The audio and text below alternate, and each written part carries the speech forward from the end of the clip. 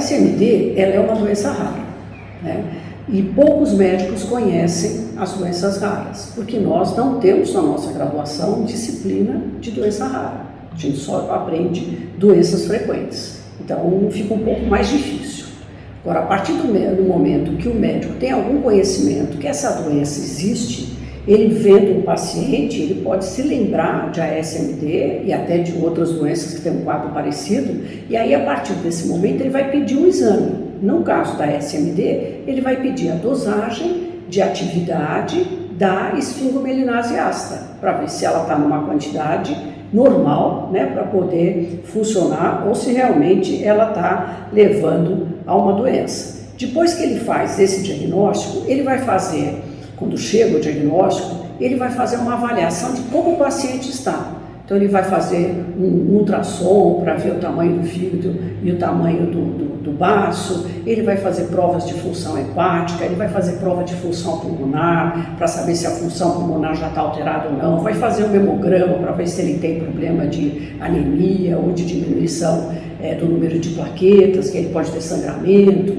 Então ele vai fazer toda essa avaliação para ver a quantas esse paciente anda. E quando a gente faz esse tipo de diagnóstico, numa doença como essa, que o gene é um do pai e um da mãe, e o risco da doença ocorre a cada gestação, ele deve fazer o exame da enzima, da atividade da enzima, em todos os irmãos e irmãs desse paciente, mesmo aqueles que não têm nada.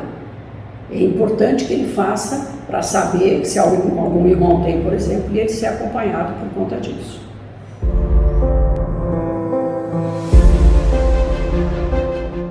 Bom, se a gente tem os pais de um paciente com SMD na infância, eles realmente vão ter que tomar muito cuidado com essa criança, no sentido de evitar quedas, traumas importantes por conta do baço. Porque o baço muito aumentado, ele tiver um trauma, ele corre o risco de romper. E é uma complicação cirúrgica extremamente grave, né, com risco de vida para o paciente, tanto crianças quanto jovens, né? Se o baço for um tamanho muito grande, ele tem esse risco. Então, assim, é proibido fazer esporte que tenha risco de queda, risco de trauma por conta do baço.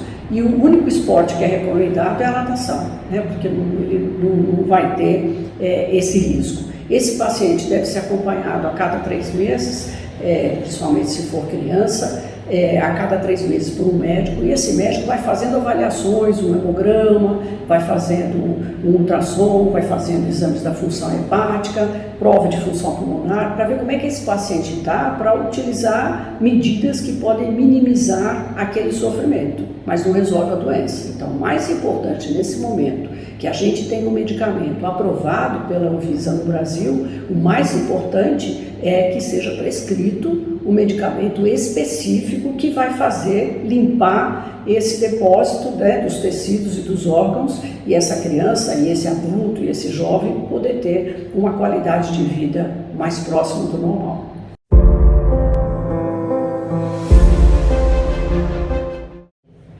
Bom, a SMD, ela tem 3 tipos, tipo A, tipo AB e tipo B.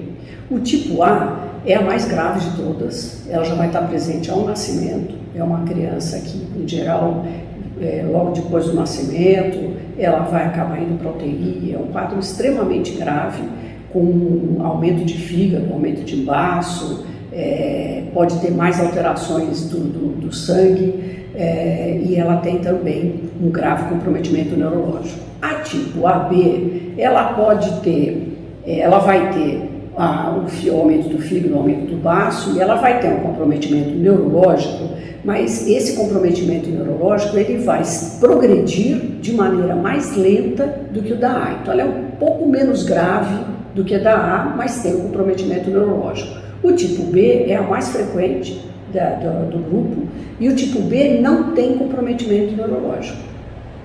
E esse paciente ele vai ter então o aumento do baço, o aumento do fígado, ele pode ter uma alteração da função hepática, ter alteração das enzimas do fígado, ele vai ter depósito na região, no pulmão, né, e vai fazer uma doença intersticial no meio das células lá, ele vai comprometer a função do pulmão. né, que é mandar o oxigênio para todas as células, fazer essa troca. Isso, ele vai ter problema com relação a isso, e tem um grupo também que apresenta uma diminuição no número de plaquetas, e pode ter sangramento de gengiva, pode ter manchas roxas no corpo sem ter batido, e pode também ter um retardo de crescimento, e os que têm um retardo de crescimento importante vão ficar como sequela a baixa estatura.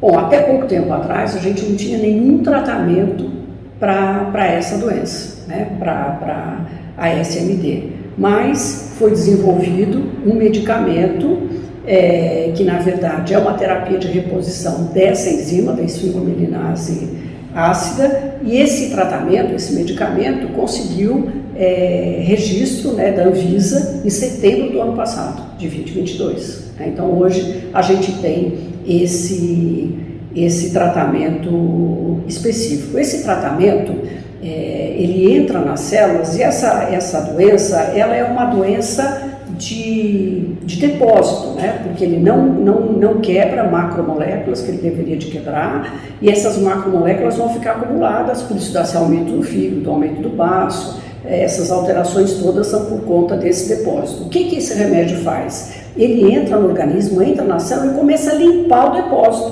começa a degradar esse depósito para ele ser eliminado do organismo. Então ele vai limpando as células, e isso vai fazer com que o baço diminua de tamanho, o fígado diminua de tamanho, e o pulmão, ele vai limpar essa doença intersticial. Esses depósitos que estão na célula, eles vão ser diminuídos e vai melhorar a função pulmonar, né, desses indivíduos. E se ele tem a queda de plaqueta, ele vai fazer o trabalho de diminuir o depósito na medula óssea, e a medula óssea vai voltar a produzir a quantidade de plaquetas normais. Os estudos clínicos foram feitos em crianças e em adultos, e tanto crianças como adultos melhoraram. Mesmo adultos que já tinham manifestação pulmonar tiveram melhora desse quadro.